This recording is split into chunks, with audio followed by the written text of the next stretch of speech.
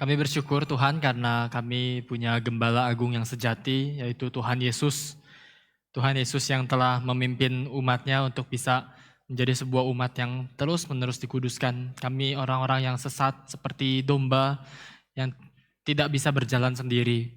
Tetapi kami bersyukur karena kami berjalan bersama dengan Tuhan. Tuhan yang pernah turun ke dunia dan juga Tuhan yang saat ini memberikan pengharapan bagi setiap kami. Tuhan, pimpinlah kami yang berjalan dalam dunia ini seperti domba-domba yang perlu pimpinan Tuhan. Kiranya Tuhan memberikan pimpinanmu melalui firman Tuhan juga, melalui setiap perenungan-perenungan yang bisa kami nikmati, yang bisa kami terus hayati sepanjang kehidupan kami. Dan pada hari ini kiranya Tuhan yang memimpin perenungan firman Tuhan, memberikan kekuatan baru bagi setiap kami untuk bisa melangkah di tengah dunia. Kami memohon belas kasihan Tuhan dan kiranya Tuhan yang menolong pemberitaan firman Tuhan pada siang hari ini. Hanya dalam nama Tuhan Yesus kami bersyukur dan kami berdoa. Amin.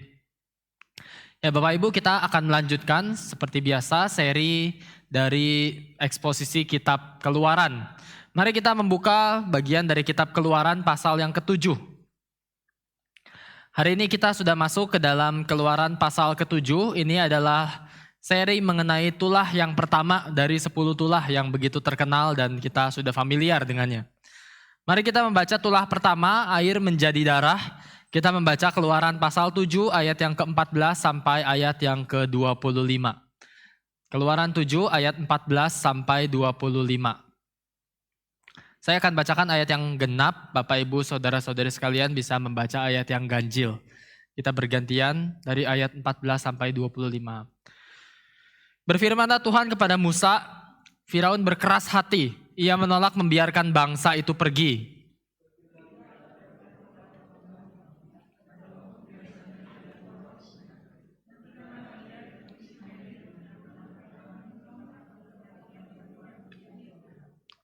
Dan katakanlah kepadanya, Tuhan Allah orang Ibrani telah mengutus aku kepadamu untuk mengatakan, biarkanlah umatku pergi supaya mereka beribadah kepadaku di padang gurun, meskipun begitu sampai sekarang engkau tidak mau mendengarkan.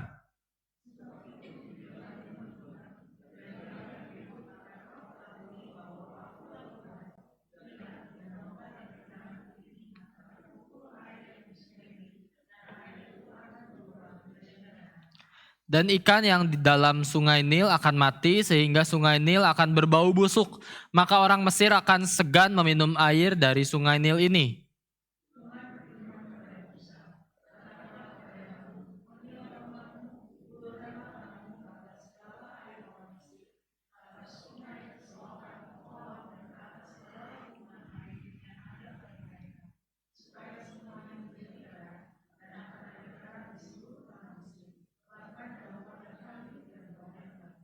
Demikianlah Musa dan Harun berbuat seperti yang difirmankan Tuhan. Diangkatnya tongkat itu dan dipukulkannya kepada air yang di sungai Nil di depan mata Firaun dan pegawai-pegawainya. Maka seluruh air yang di sungai Nil berubah menjadi darah.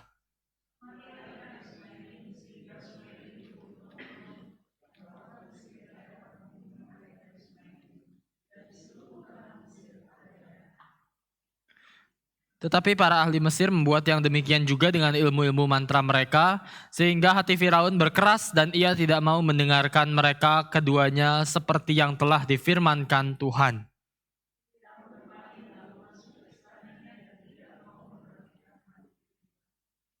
Tetapi semua orang Mesir menggali-gali di sekitar sungai Nil, mencari air untuk diminum, sebab mereka tidak dapat meminum air sungai Nil.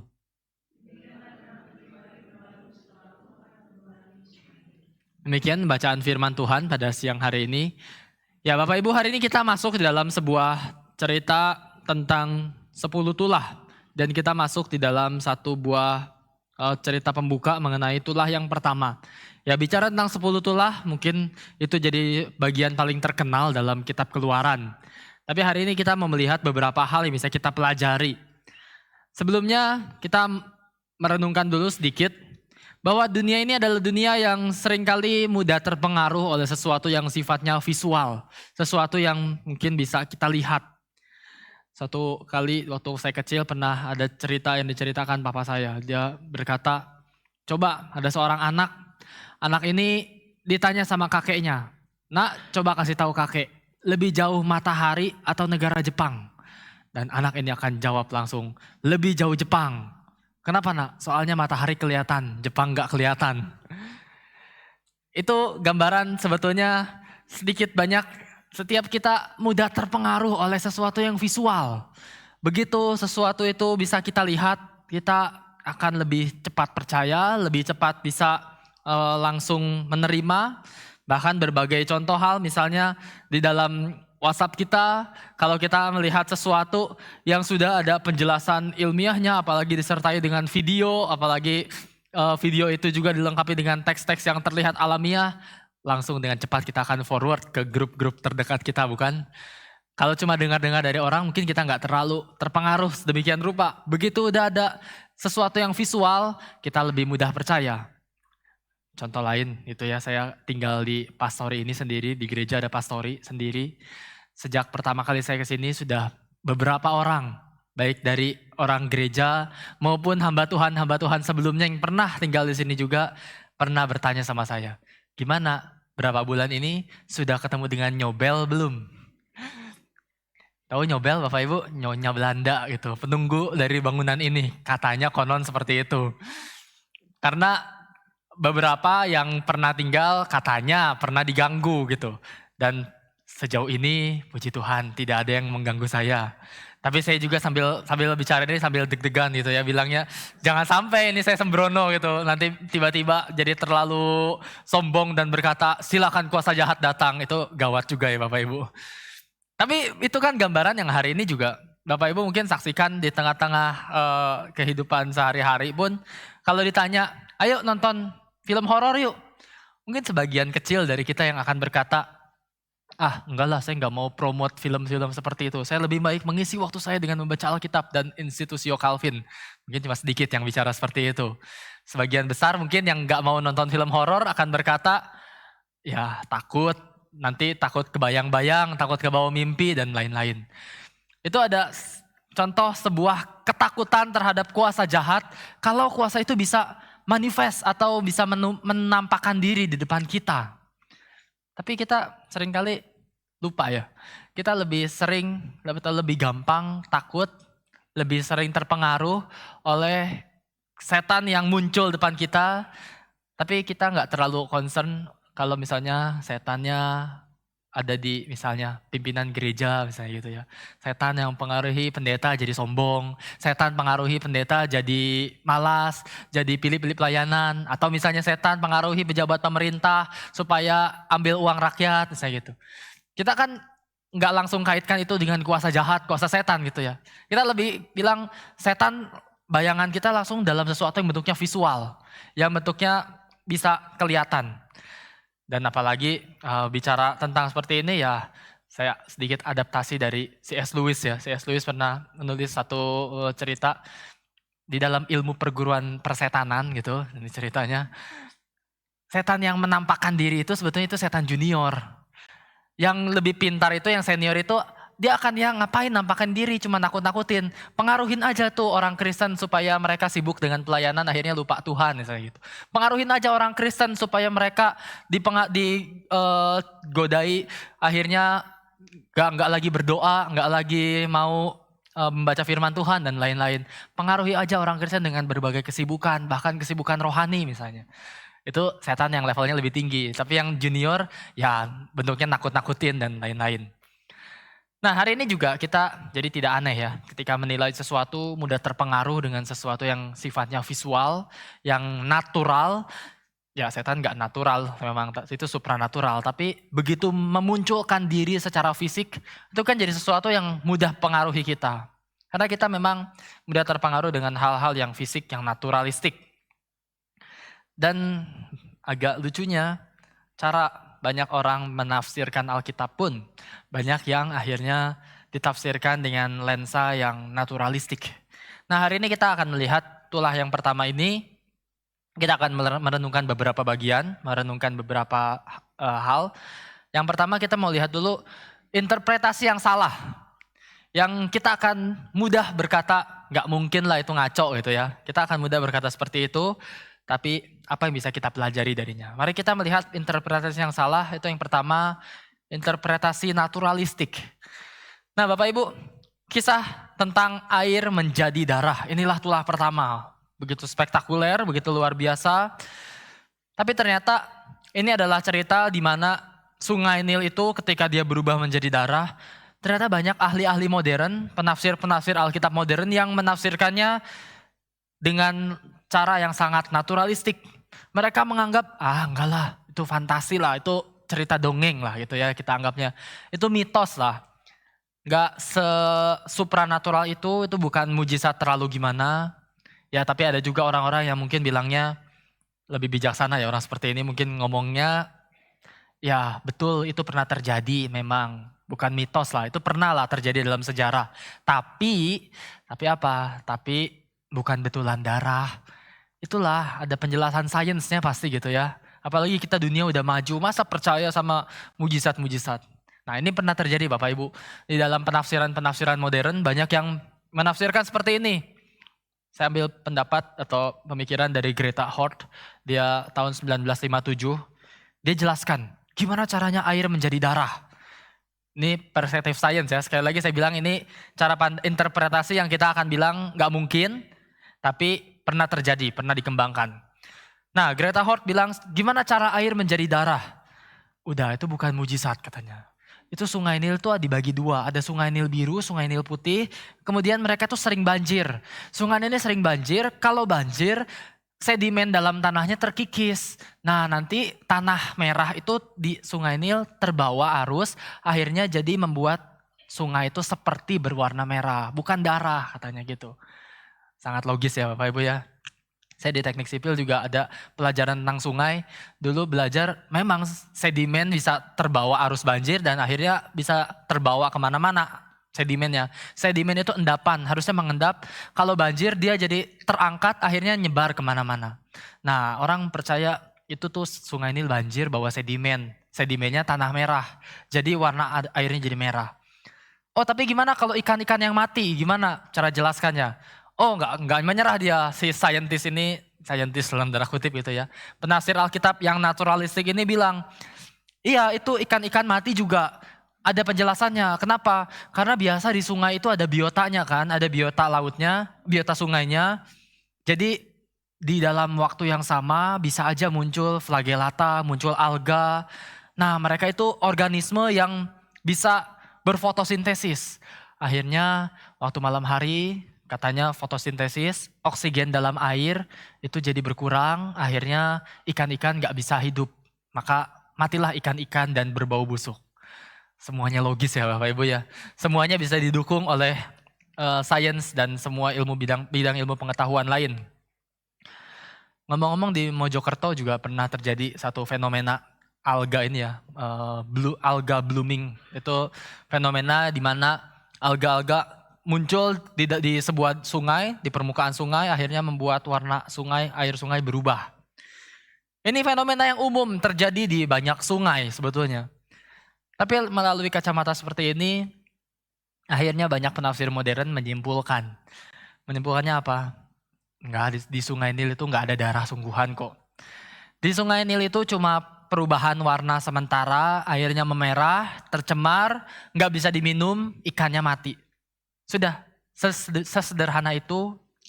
Akhirnya mereka mereduksi tulah yang begitu dahsyat ini jadi sebuah musibah.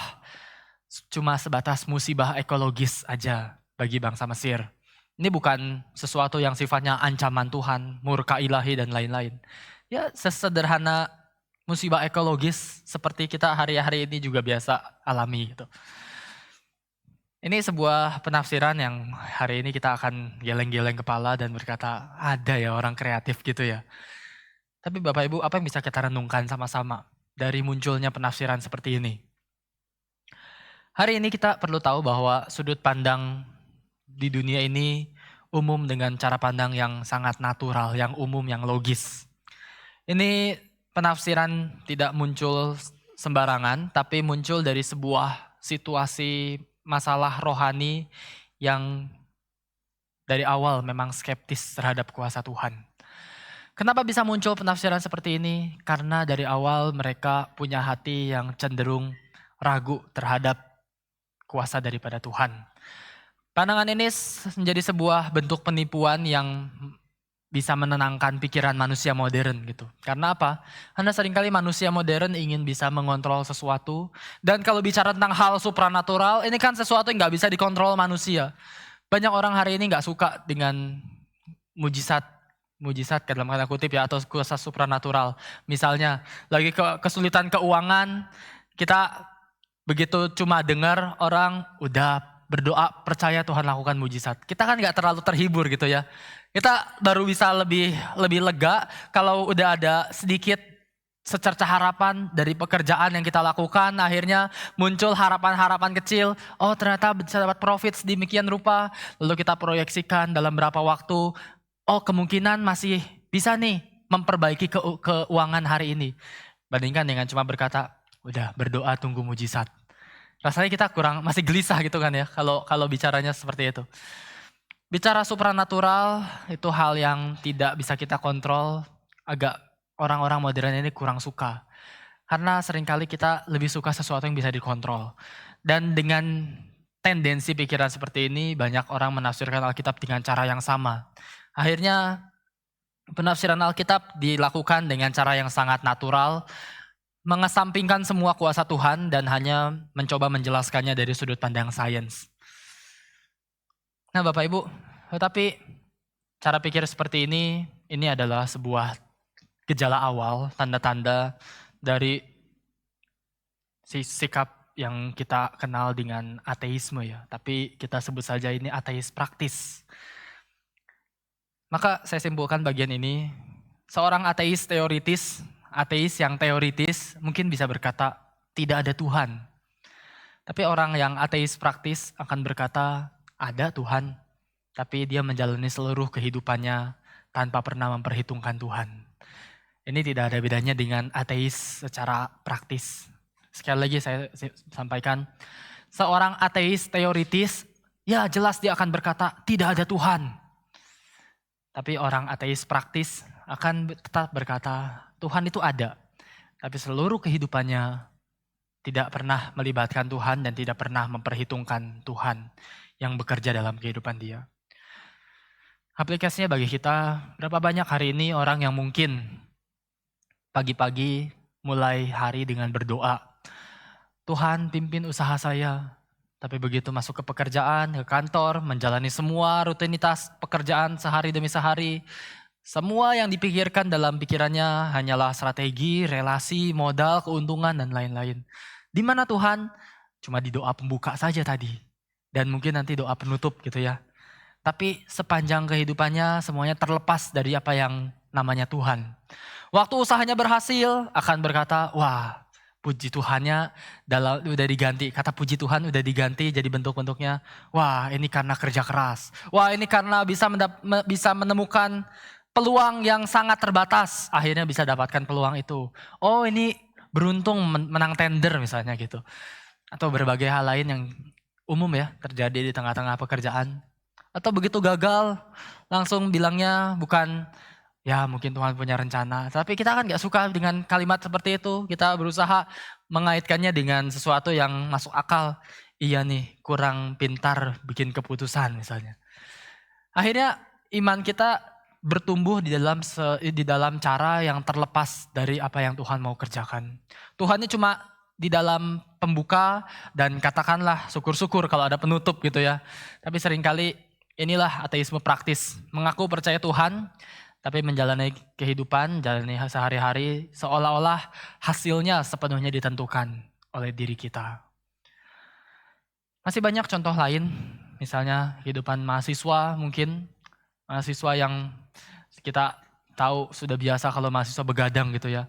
Tapi akhirnya dari semua cara hidup yang begadang terus bilangnya Tuhan pimpin studiku, tetapi begitu mulai makin banyak tugas dan akhirnya ada ujian menumpuk semua, akhirnya hari Sabat pun dikompromikan demi mengejar semua deadline.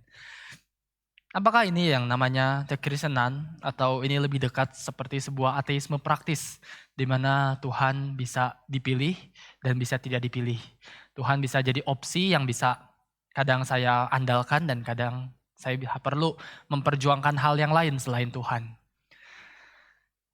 Termasuk juga dalam mengurus urusan ekonomi, seringkali kita berkata, Tuhan pimpinlah atau pulihkanlah ekonomi keluargaku, keuangan keluargaku. Tetapi di dalam realitanya kita baru merasa hidup itu akan menjadi lebih lancar waktu sudah ada upaya kita yang berbuahkan hasil. Banyak bentuk-bentuk yang lain, tetapi hari ini kita sudah bisa menangkap sebuah gambaran bahwa iman umat Tuhan atau iman Israel itu adalah iman yang tidak pernah mau memisahkan sesuatu yang sifatnya sakral dengan yang sekuler. Sesuatu yang sifatnya ini dari Tuhan, kalau yang supranatural dari Tuhan, yang natural itu usaha kita. Itu nggak pernah jadi sesuatu yang terpisah. Bapak Ibu jangan biarkan cara pandang dunia yang skeptis terhadap Tuhan ini mengikis iman kita. Karena di balik setiap peristiwa, Tuhan kita adalah Tuhan yang hidup, yang berkuasa penuh atas semua hal yang terjadi di dalam dunia ini. Maka ini interpretasi yang memang kita akan katakan keliru. Kita akan katakan gak mungkin cara pandang saintifik seperti ini sungguh-sungguh bisa dipertanggungjawabkan. Tapi dalam kehidupan kita juga, mari kita menjadi orang-orang yang tidak selalu mengandalkan semua hal yang bisa kita kerjakan saja. Tetapi memberikan ruang lebih besar bagi persandaran kita kepada Tuhan. Ini yang pertama yang kita renungkan. Setelah kita melihat yang keliru seperti apa, maka sekarang kita melihat, oke, yang betulnya kalau gitu, tulah pertama ini mau ajarkan apa.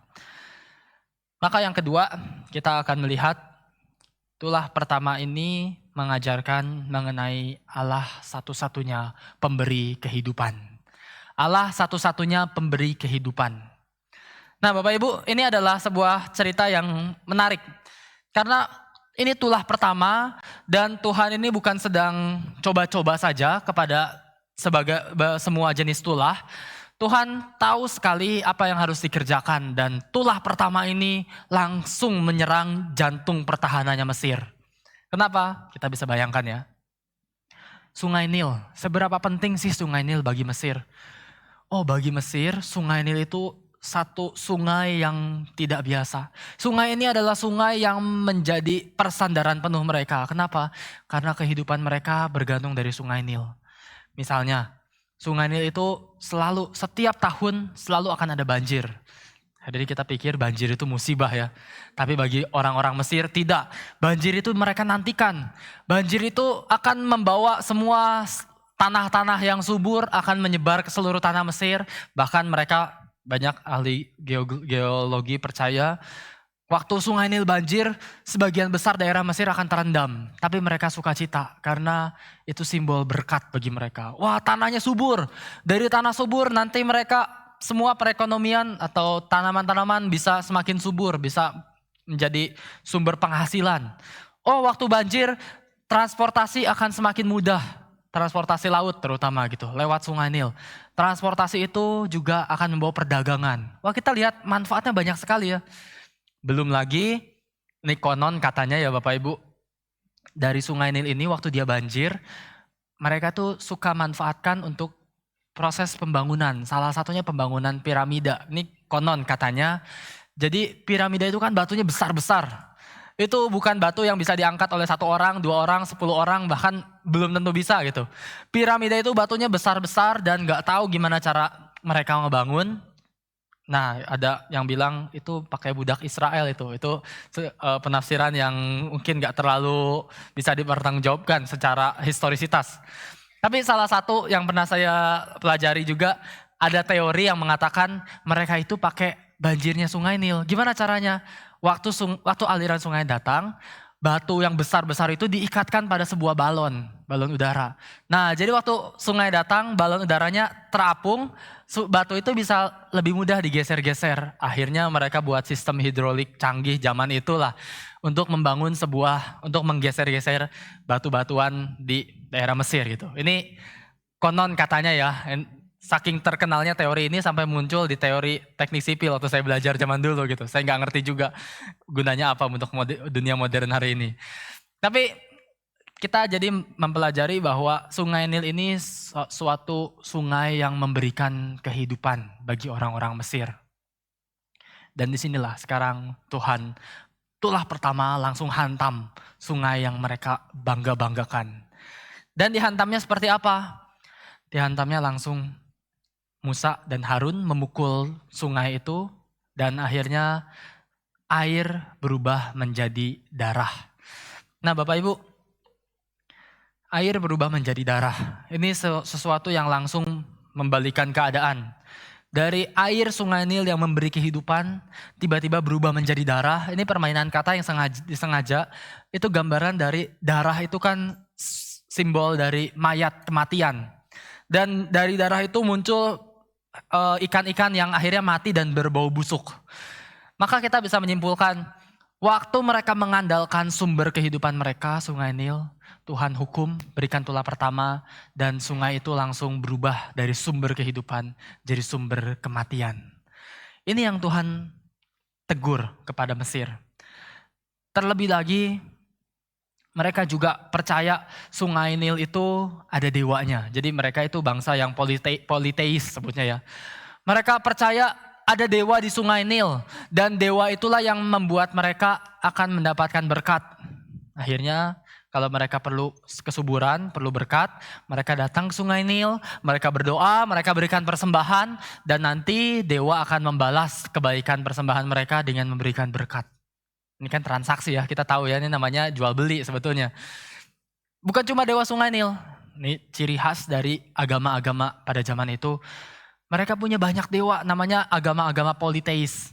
Agama politeis itu berarti mereka sembah banyak dewa. Oh percaya Sungai Nil punya dewanya sendiri. Lalu mereka nanti percaya juga misalnya di langit ada dewanya sendiri. Dewa apa? Dewa matahari, Dewa Ra namanya. Dewa Ra itu dewa matahari. Makanya nanti di tulah kesekian Tuhan hukum mereka dengan gelap gulita. Ini semua jadi teguran terhadap dewa-dewanya Mesir. Nanti semua mau perang mereka punya dewa sendiri, mau kesuburan punya dewanya sendiri, mau berkat punya dewanya sendiri, dan lain-lain. Semuanya bicara tentang dewa, dewa, dan dewa karena dari situlah sumber kehidupan mereka. Tapi hari ini kita mempelajari apa esensinya tulah pertama ini. Tulah pertama ini mau ajarkan sebuah gambaran bagaimana sumber kehidupan cuma datang daripada Tuhan.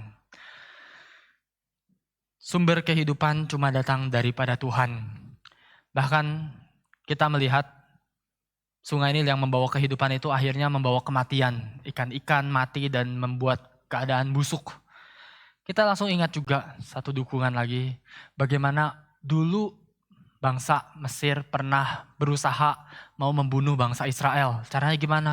Firaun perintahkan semua bayi-bayi Israel, laki-laki yang baru lahir dibuang ke Sungai Nil. Karena dari situ Firaun mau menunjukkan ini loh, Sungai Nil ini malapetaka buat Israel tapi berkat kehidupan bagi Mesir. Tapi sekarang semua diubah. Sekarang Sungai Nil ini Tuhan hukum, Tuhan tunjukkan bahwa kamu sembah berbagai hal sebagai sumber kehidupanmu. Sekarang Tuhan tunjukkan semua itu tidak berdaya di hadapan Tuhan. Bapak Ibu, inilah pelajaran yang kita ambil dari Sungai Nil, dari tulah yang pertama. Tuhan adalah satu-satunya yang memberikan kehidupan. Tapi seringkali hari ini kita juga hidup di dalam berbagai cara hidup yang mungkin lebih seperti Mesir daripada seperti Israel. Israel bangsa yang diajak untuk menyembah hanya kepada satu Tuhan. Mesir menyembah kepada banyak Tuhan. Tapi hari ini kita hidup di dalam keadaan yang mungkin sedikit banyak lebih seperti gambaran Mesir, bukan? Seorang teolog modern bernama Richard Niebuhr, dia orang Kristen, dia mengatakan polytheism is actually the dominant religion of most human being. Polytheisme adalah agama yang paling dominan di antara umat manusia. Kenapa dia bicara seperti itu? Kalau secara statistik Kita mungkin bisa berbicara secara statistik ya agama paling besar apa sih? Ya, agama Kristen lah ya dengan berbagai denominasi yang ada gitu. Apalagi kalau Kristennya nggak dipisah sama Katolik, udahlah itu paling besar jumlahnya di seluruh dunia. Tapi Richard Niebuhr dengan sebuah nada yang sarkastik, dia bilang bukan, agama paling besar itu bukan Kristen. Agama paling besar itu politeis. Kenapa? Karena entah apapun agamamu, mau Kristen, Katolik, Islam, Hindu, Buddha, Konghucu, dan semua agama yang lain, bagi Richard Niebuhr katanya, dunia ini lebih banyak orang-orang yang menyembah kepada banyak dewa. Dewanya apa? Dewanya begitu masalah ekonomi datang, langsung mendewakan uang. Begitu masalah pekerjaan datang, mendewakan relasi orang dalam. Mendewakan berbagai hal di dunia ini, harta, kepemilikan, jabatan, dan sekuritas, kenyamanan diri, semua bisa jadi dewa-dewa yang menunjukkan bahwa apapun agamanya, sebetulnya pada dasarnya lebih banyak orang yang cara hidupnya politeistik di tengah dunia ini. Bapak Ibu, inilah juga yang Tuhan mau tegur dari umat Tuhan di sepanjang zaman. Hari ini kita juga sering memperdewakan sungai Nil dalam kehidupan kita sendiri, di dalam bentuk-bentuk yang modern. Kita sering bersandar pada banyak hal, pekerjaan kita, tabungan kita, kepintaran kita, relasi, dan berbagai hal lain. Kita mungkin bersandar pada hal-hal yang selain Tuhan, dan disitulah Tuhan mau menegur dan menunjukkan bahwa sebetulnya hanya Tuhan yang menjadi satu-satunya pemberi kehidupan. Bapak Ibu, kita mungkin bisa berefleksi, pemberi yang menjadi sumber kehidupan kita hari ini, apa sih sebetulnya? Seringkali kita menempatkan bukan hanya Tuhan, tetapi kita menjadi orang-orang, ya katakanlah politeis ya sebetulnya. Tuhan betul ada, kita sembah Tuhan, tapi sambil menyembah Tuhan, sambil menyembah juga hal-hal yang lain. Katakanlah paling mudah, kita berusaha menaikkan cara kita hidup, gaya hidup kita dengan apa ya? Dengan uang, dengan meningkatkan semua kebutuhan kita. Akhirnya faktor ekonomi ini menjadi sesuatu yang ya bisa dikatakan kalau perlu cari aspek religius carinya Tuhan, kalau cari ekonomi ya cari uang dong gitu ya. Itu sesuatu yang akhirnya kita tempatkan sejajar Tuhan dengan berbagai dewa-dewa yang lain. Gambarannya bagaikan orang-orang politeis. Akhirnya kita bisa mengukurnya dengan cara apa? Kita bisa coba mengukur dengan misalnya seberapa besar kita menyeimbangkan antara kita hidup dengan kita memiliki gaya hidup gitu. Saya pernah dengar satu quotes yang saya ingat terus bertahun-tahun dari saya kecil, dari mungkin saya remaja gitu ya. Saya datang ke sebuah gereja, di situ gerejanya lagi bicara juga tentang keuangan. Dan di dalam pembahasannya seorang pendetanya berkata, uang sesedikit apapun akan selalu cukup untuk hidup. Uang sesedikit apapun akan selalu cukup untuk hidup. Tapi uang sebanyak apapun tidak akan pernah cukup untuk gaya hidup. Gitu ya. Bagus ya quotes-nya ya. Uang sesedikit apapun akan selalu cukup untuk hidup. Tapi uang sebanyak apapun tidak akan pernah cukup untuk gaya hidup. Ini kan gambaran dari bagaimana seringkali orang-orang Kristen juga menjalani kehidupannya dengan apa? Dengan meningkatkan terus-menerus gaya hidup, dan gaya hidup. Sebetulnya untuk hidup sudah cukup, tetapi karena gaya hidup ingin terus ditingkatkan, akhirnya yang kita andalkan sebagai sumber kehidupan kita bukan lagi Tuhan, tetapi kita mencari hal-hal lain.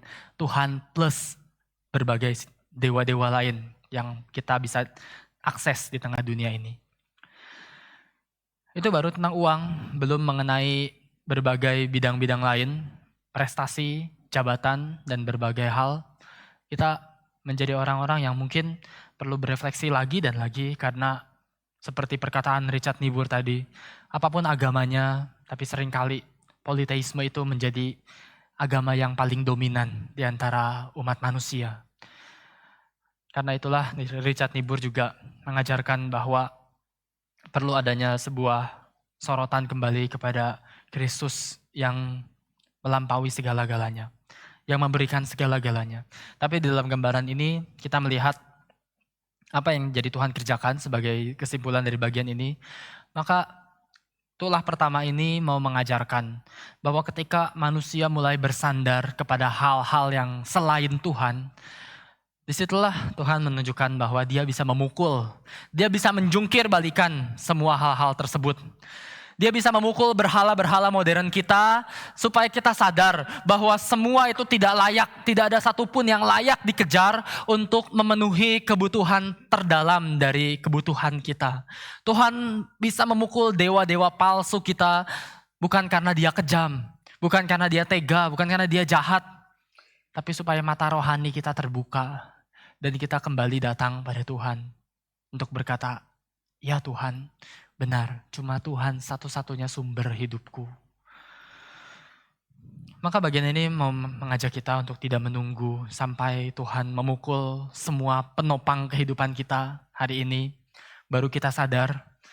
Tapi kita diajak jangan seperti Mesir justru, supaya kita dari awal langsung menyadari, mari tempatkan Tuhan di tempat yang terutama, karena hanya Dia satu-satunya memberikan kehidupan. Seberapa banyak kita bergantung pada faktor-faktor ekonomi untuk meningkatkan gaya hidup kita. Mari kita mengevaluasinya lagi. Tuhan tahu hati kita yang terdalam. Mungkin Bapak Ibu ada yang sudah berusaha untuk hidup kudus, hidup secara tulus. Mungkin Bapak Ibu ketika kita bicara tentang sumber kehidupan, ada yang merasa di dalam jalani pekerjaan, banyak berhubungan dengan orang dalam tanda kutip gitu ya. Orang-orang yang sudah akan dengan mudahnya akan membantu kita dalam menjalankan pekerjaan-pekerjaan kita. Faktor relasi sudah begitu mempermudah hidup kita. Mungkin Bapak Ibu ada yang gelisah. Tetapi mari kita hari ini melihatnya bukan sebagai berita teror. Tetapi berita untuk kita mengevaluasi hati kita. Tuhan tahu hati kita yang terdalam. Maka waktu kita sudah berjuang untuk hidup kudus, di situ menjadi sebuah penghiburan bahwa Tuhan memberkati orang-orang yang mau hidup tulus. Tetapi bagi kita yang mungkin masih perlu berjuang untuk menempatkan Tuhan sebagai yang terutama, mari berjuang dengan pertolongan daripada Tuhan. Ini yang kedua yang bisa kita renungkan. Saya pause di sini sedikit untuk mungkin sedikit disclaimer gitu ya. Mungkin gak enak ya beritanya. Yang pertama dituduh bagaikan orang ateis praktis. Yang kedua dituduh bagaikan orang politeis itu.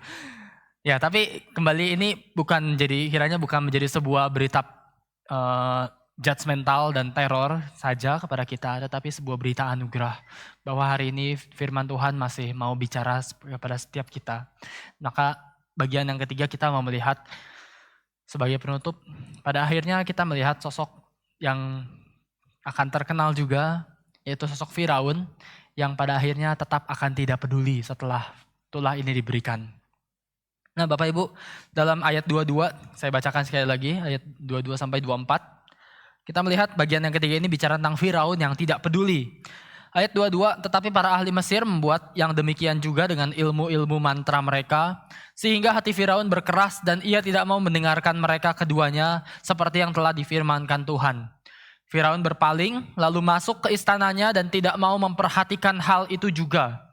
Tetapi semua orang Mesir menggali-gali di sekitar sungai Nil mencari air untuk diminum sebab mereka tidak dapat meminum air dari sungai Nil. Ini yang kemudian dikatakan tentang Firaun. Nah Bapak Ibu, di dalam bagian terakhir dari tulah pertama ini, kita akhirnya melihat semua air sudah berubah menjadi darah. Dan di situ Firaun memanggil ahli-ahli sihir mereka, ahli-ahli sihir Mesir. Dan dikatakan di dalam firman Tuhan, mereka membuat juga dengan ilmu-ilmu, mereka membuat yang demikian juga dengan ilmu-ilmu mantra mereka.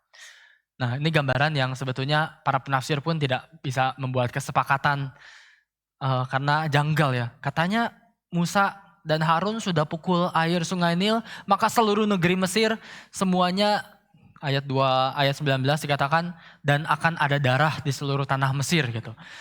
Katanya semua udah jadi darah, kok ini ahli sihir Mesir masih bisa membuat air jadi darah, air dari mana lagi gitu. Nah ini ada banyak perdebatan yang pada akhirnya tidak mencapai sebuah konklusi memang di dalam penafsiran. Ada beberapa yang mengatakan ya nggak semua lah, masih ada sisa-sisa. Ini gambarannya secara umum gitu. Tapi terlepas dari penafsiran apapun, yang mau saya soroti adalah Firaunnya sendiri yang pada akhirnya tetap tidak peduli. Kenapa tidak peduli? Karena pada akhirnya dia melihat orang-orang Mesir, ahli sihir Mesir masih bisa meniru mujizat ini. Padahal ini jelas kegagalan sebetulnya ya. Kita bisa bayangkan Musa membuat air jadi darah. Sekarang ahli sihir Mesir datang, apa yang dilakukan? Bukannya bikin darah jadi air lagi, tapi yang mereka lakukan malah membuat yang demikian juga, bikin air jadi darah juga. Ini kan sesuatu yang konyol sebetulnya ya.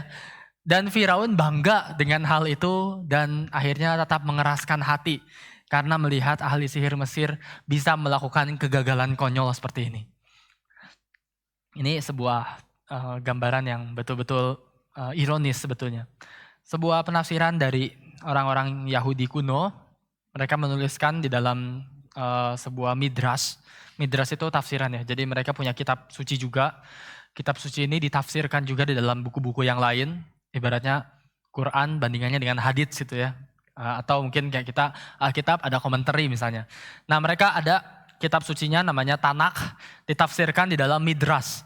Midrash dari agama Yahudi, mereka dikatakan dalam bagian ayat 23 tadi, waktu dikatakan Firaun berpaling, lalu masuk ke istananya dan tidak mau memperhatikan hal itu juga. Tidak mau memperhatikan hal itu juga.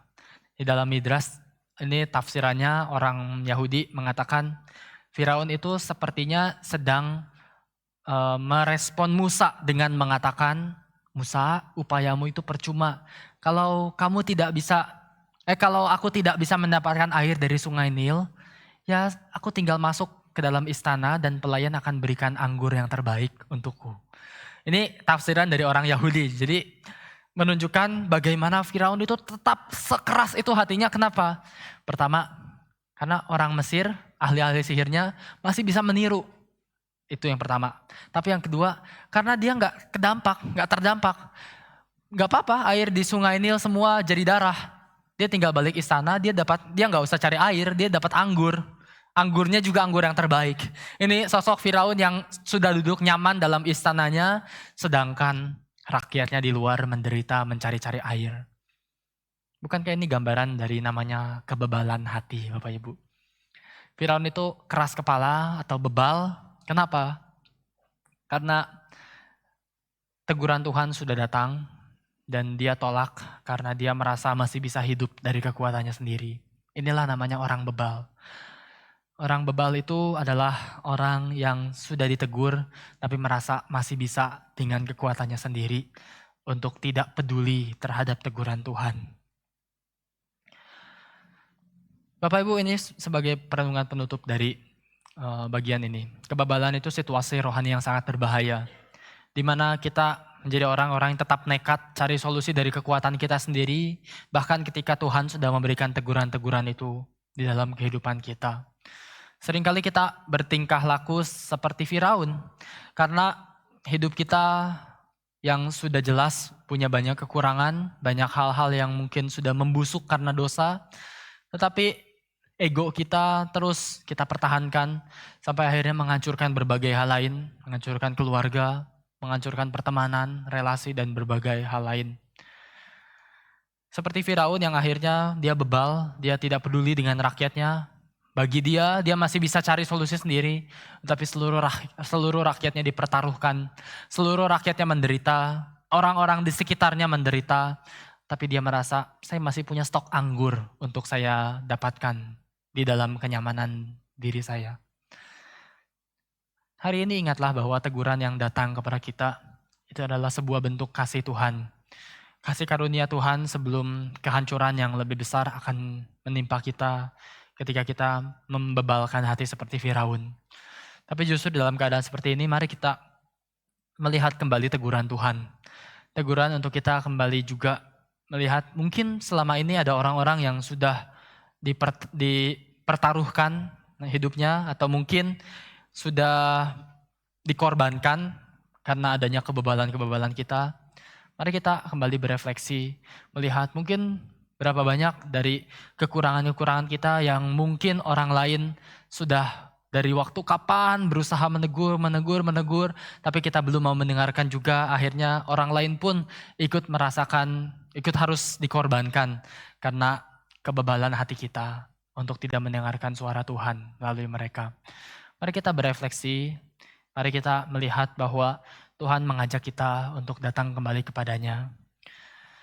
Mungkin juga ya bukan berarti jadi kita merasa, wah ini lihat nih, sudah ada firman kita langsung menganggap ini teguran buat teman saya nih yang bebal terus dari waktu itu. Ya mungkin kita tempatkan diri dua arah gitu ya.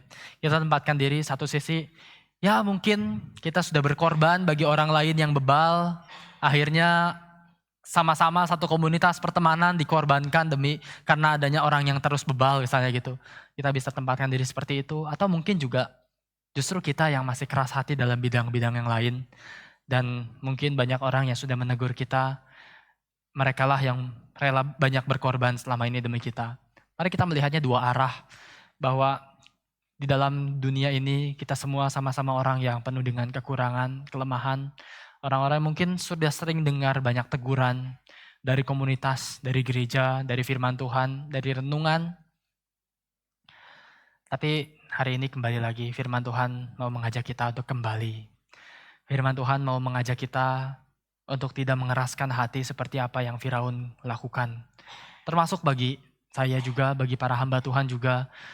Saya sadar hamba Tuhan pun punya banyak kekurangan. Mungkin jemaatnya yang dikorbankan gitu ya. Saya mungkin nggak tahu kalau dari jemaat sekalian ada yang mengatakan, aduh udahlah sabar-sabar ketemu hamba Tuhan kayak gini misalnya.